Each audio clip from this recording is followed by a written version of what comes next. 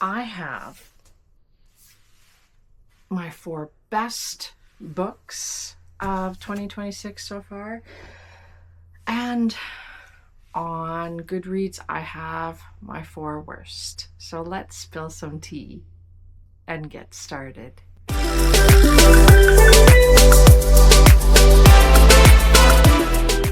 Hey everyone, welcome to my channel. My name's Crystal, and if you're new here, welcome.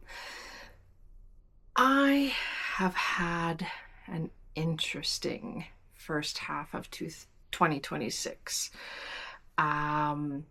It started out great, and in April it kind of went. In the last few months, I've lost my father-in-law. I've almost lost my sister-in-law to a drunk driver. I've lost my cat. I've lost my dog. My mom has had surgery.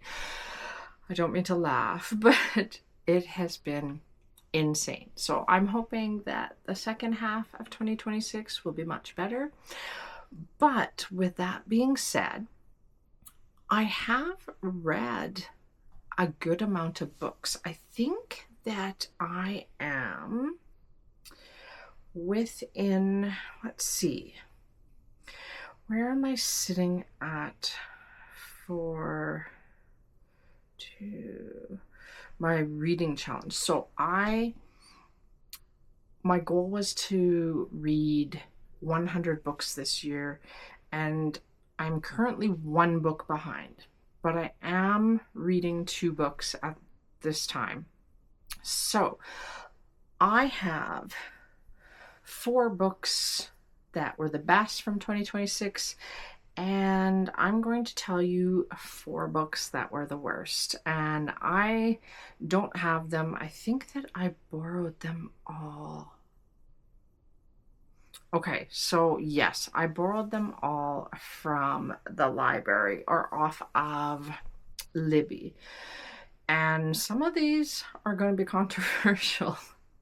The first one is Deep End by Ali Hazelwood. I actually DNF'd that one. I wrote in my review, I can't really rate this as I DNF'd it, and it wasn't particularly bad, but I was bored and couldn't connect with the characters.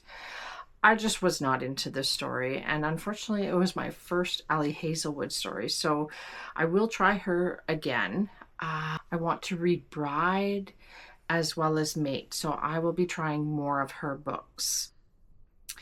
And then next on the list of the 4 worst, I'm not counting Alchemist because I am going back to it, but it is next on my list. I DNF'd it at chapter 6, but that's just because I had it on Libby and I ran out of time to read it, and so I'm waiting for it to come back again.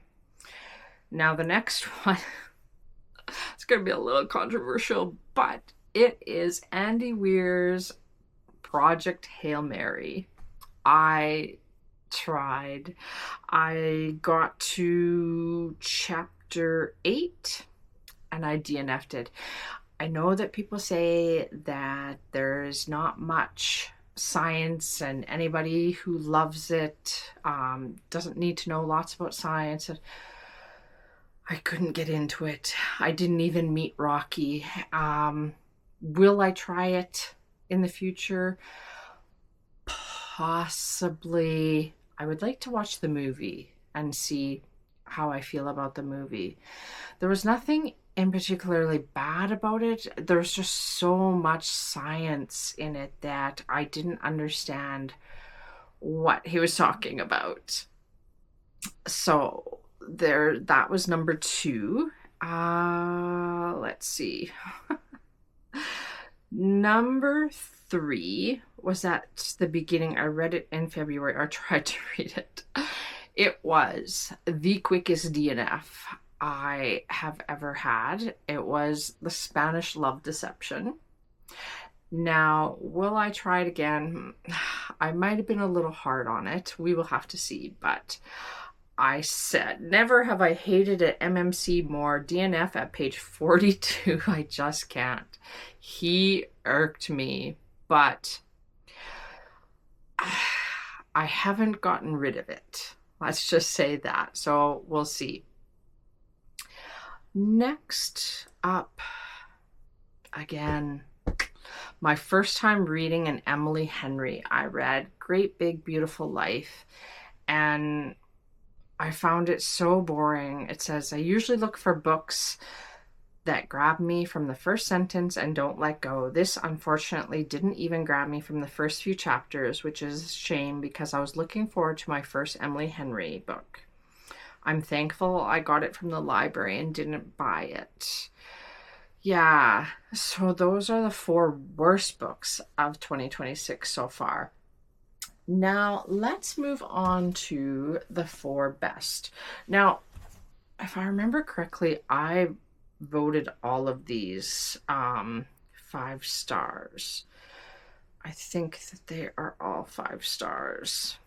Yes, they are all 5 stars. I wanted to have an honorable mention though, because I just read this when I was at my parents' place. It's Julie Clark, the ghostwriter, and it was really interesting. I wasn't sure about it. I read it on Libby, and it was very twisty and fantastic.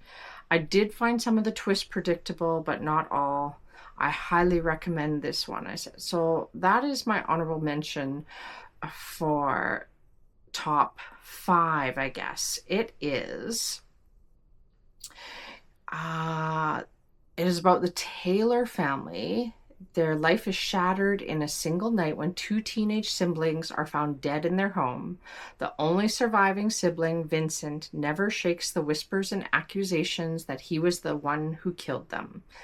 Decades later, the legend only grows as his career as a horror writer skyrockets. Ghostwriter Olivia Dumont has spent her entire professional life hiding the fact that she is the only child of Vincent Taylor. Now on the brink of financial ruin, she's offered a job to ghostwrite her father's last book. What she doesn't know, though, is that the project is another one of his lies, because it's not another horror novel he wants to write. So I found that super interesting. I enjoyed it. I might buy it. I don't tend to really like to buy thrillers. My husband has bought me a lot of Frida McFadden books, but I have trouble buying thrillers because once you know, they're not really readable again, unless you really enjoy them. But on that note, I have a thriller. This is a YA thriller by Holly Jackson, Good Girl, Bad Blood. And this is the second one in the series A Good Girl's Guide to Murder. 5 stars. I loved it. This is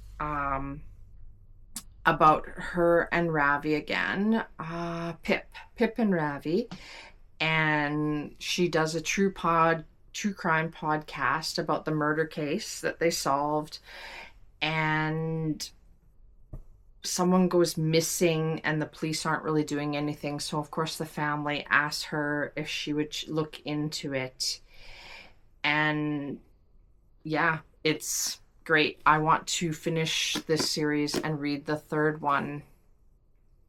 I'm trying to think what the name of the 3rd one is, but As Good as Dead. I want to finish it up this year.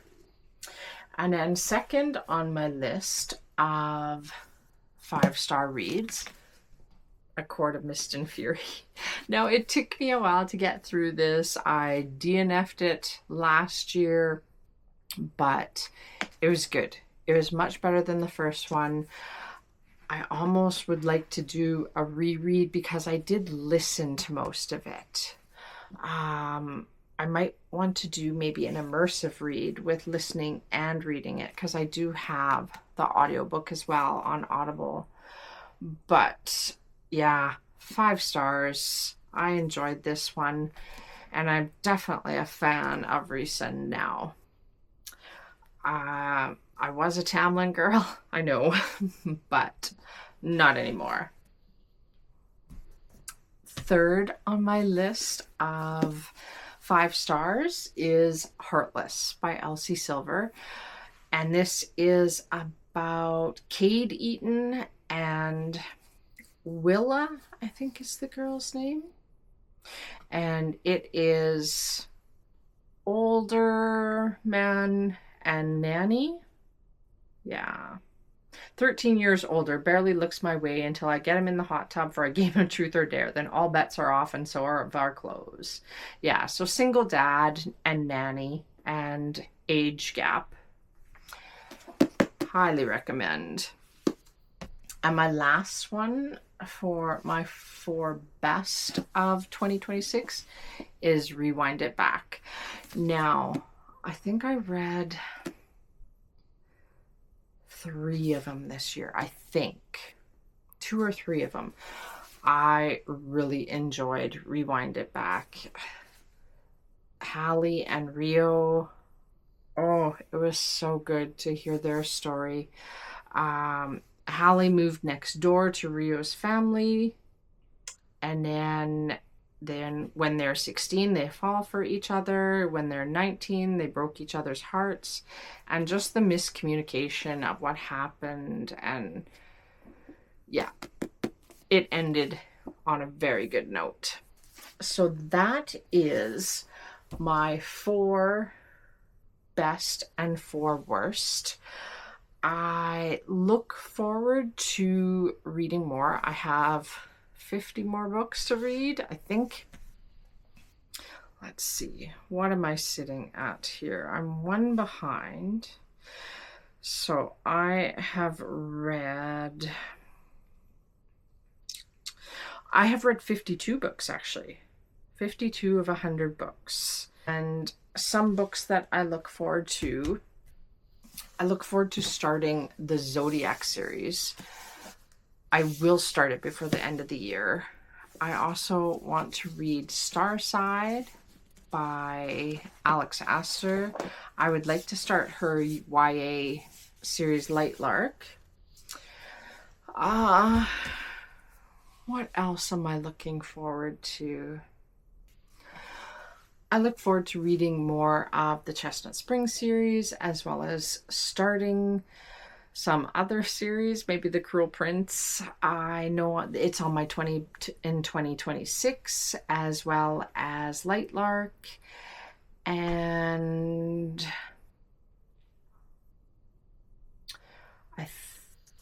what is it?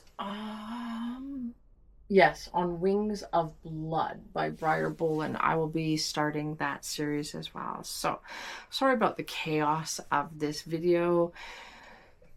Between fixing up my library and working on other projects, it has been crazy. But thank you for watching my videos. If you like them, like and subscribe, give me a thumbs up. Let me know what you're reading this summer, and I will see you next time. Bye-bye.